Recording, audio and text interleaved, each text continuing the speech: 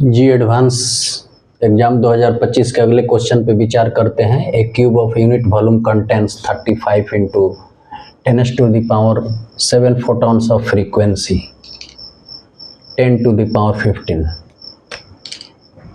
ये unit volume का एक क्यूब है जिसमें इतने फोटॉन हैं और फ्रीक्वेंसी इतनी है। If the energy of all the photons is viewed as the average energy being contained in electromagnetic wave within the same volume,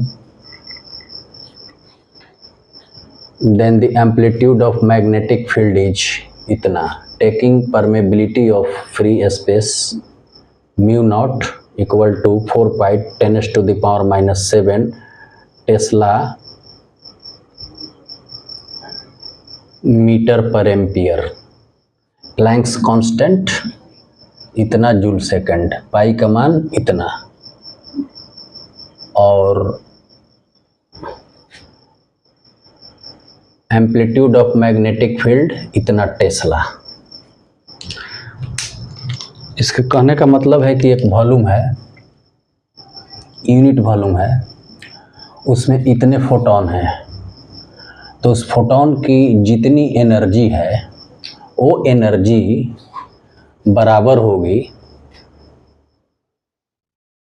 electromagnetic wave में ठीक इसी वॉल्यूम में जो एनर्जी होगी उसके, ठीक है। और इसका एम्पलीट्यूड ऑफ मैग्नेटिक फील्ड मतलब मैग्नेटिक फील्ड का मैक्सिमम स्ट्रेंथ ये दिया हुआ है, तो हम लोग को निकालना है अल्फा। प्लैंक कांस्टेंट दिया हुआ है, पाई का मान दिया हुआ है, और ये दिया हुआ है परमेबिलिटी ऑफ फ्री स्पेस। तो मान लीजिए ये वॉल्यूम है, तो इसमें इतने फोटॉन्स हैं। एक फोटॉन की एनर्जी जो होती है वो क्या होता है, Planck's constant into frequency. Frequency 1 photon energy of 1 photon इतना होता है। तो इतने फोटॉन्स हैं तो टोटल एनर्जी कितनी हो जाएगी, टोटल एनर्जी हो जाएगी 30.7 गुना 10⁻⁷ इंटू h। चूँकि इतने क्या हैं, इतने फोटॉन्स हैं ना, ये इतने फोटॉन्स हैं, तो एक फोटॉन्स की एनर्जी के लिए ये सूत्र होता है, तो इससे गुना कर देंगे, टोटल फोटॉन्स की एनर्जी निकल जाएगी। h प्लैंक्स कांस्टेंट है तो 6 इंटू 10⁻⁻34 जूल पर सेकंड, और फ्रीक्वेंसी क्या है 10⁻⁻15।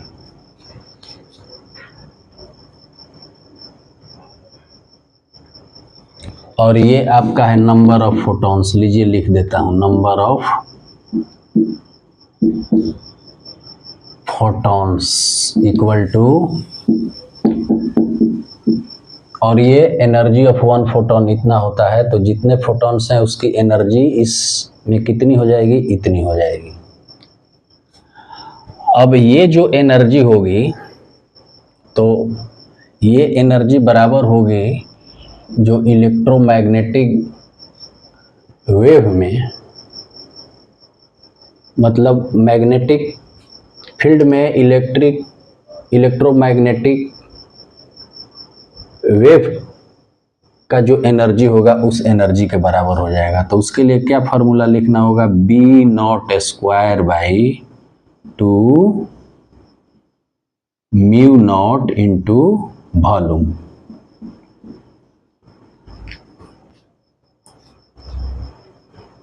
ठीक इसी वॉल्यूम में जो वेव होगा उस वेव की जो एनर्जी होगी उस एनर्जी के बराबर ये एनर्जी होगी, फोटॉन्स की एनर्जी। इसी से कंपैरिजन कर देना है। और जहाँ तक बात है एम्पलीट्यूड ऑफ मैग्नेटिक फील्ड का, मतलब कि मैग्नेटिक फील्ड का ये मैक्सिमम स्ट्रेंथ है,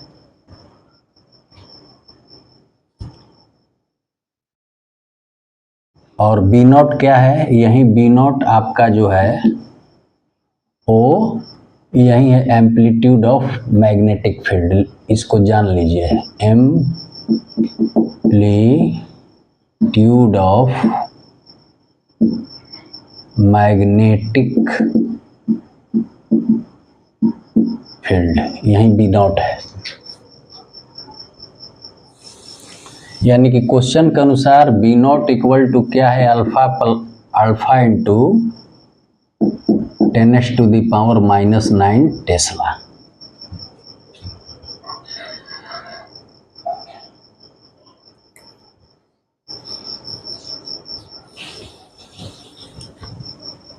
तो अब इसमें जो है हम मान रखेंगे, ये तो हो जाएगा 35 into 10⁻⁷ into 6 into 10⁻⁻34 into 10⁻15 equal to B naught. इससे बी नॉट का मान निकाल के और इससे कंपेयर कर देंगे, इसीलिए अभी इसको हम पुट नहीं कर रहे हैं, इसी से कंपेयर कर देंगे, इससे बी नॉट का मान निकाल के। 2 into permeability of free space कितना है, 4 पाई 10⁻⁻⁷ टेस्ला मीटर पर एम्पियर, ठीक है, इंटू वॉल्यूम, वॉल्यूम है ना, तो वॉल्यूम की बात करता है यूनिट वॉल्यूम, तो 1।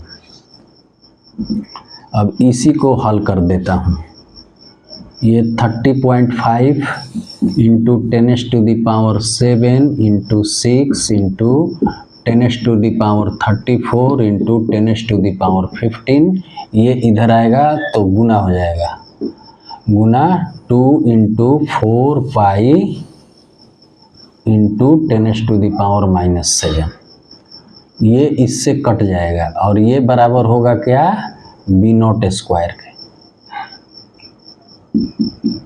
ये आ जाएगा 35 into 6 into 2 into 4 pi into, ये घट के 10⁻⁻34 और 10⁻15, तो घट के आ जाएगा 10⁻⁻19 इक्वल टू क्या आ जाएगा, B not square.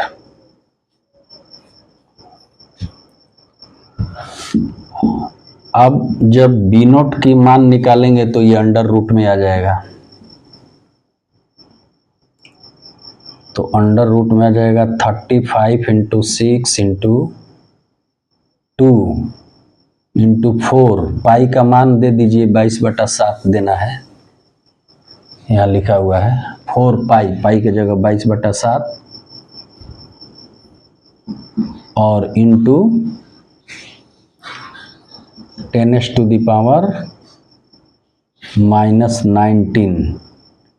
Equal to, अब ये बी नॉट हो गया, बी नॉट तो लिख चुके हैं, बी नॉट का मान यही आया।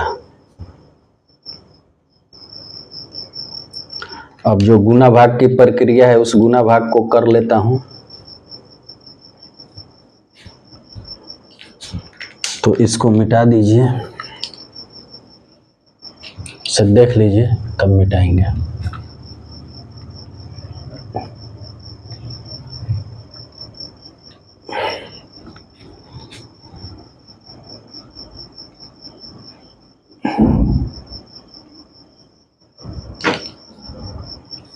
अब जब गुना भाग की प्रक्रिया है तो 35 में 6 से गुना करेंगे, 6 5 30, 6 3 18 19 20, 210 में फिर 2 से, तो ये 420 हो गया, और 420 में 4 से 0 4 8 1680 हो गया। अब 1680 में 22 से, तो 0 16 6 दूनी 12 1 13 3360, और फिर यहाँ भी कर दीजिए 3360, 0 6 6 3 9 3 3 6, इतना। मतलब कि हमें ये मिला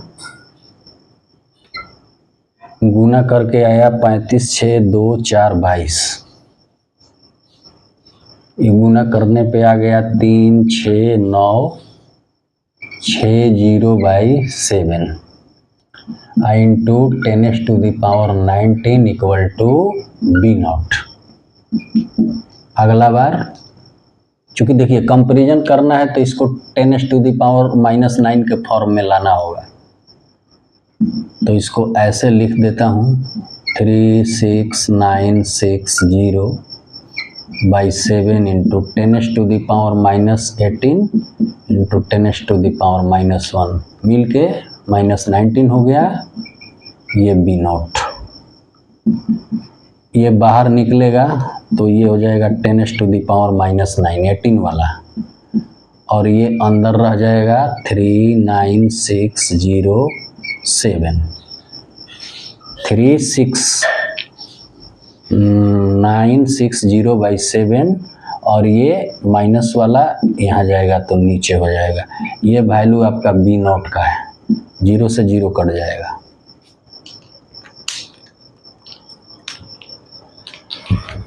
अब थोड़ा यहाँ भाग गुना कर दीजिए।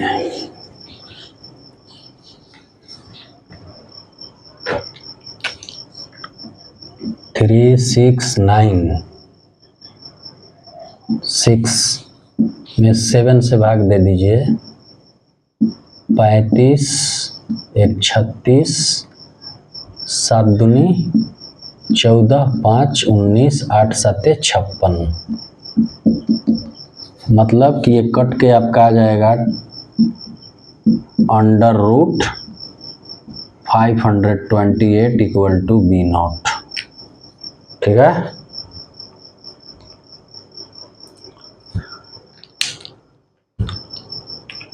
अब इसका वर्गमूल निकाल दीजिए स्क्वायर रूट का।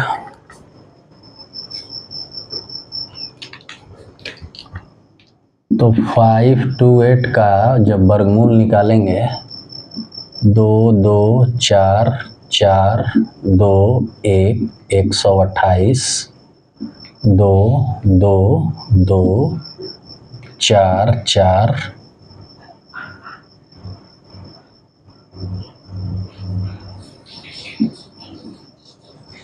4 84, नहीं जाएगा 0.00, तो ये आपका 999 लगभग समथिंग इतना ही हो जाएगा। 10⁻⁹ इंटू 22.9, ये B0।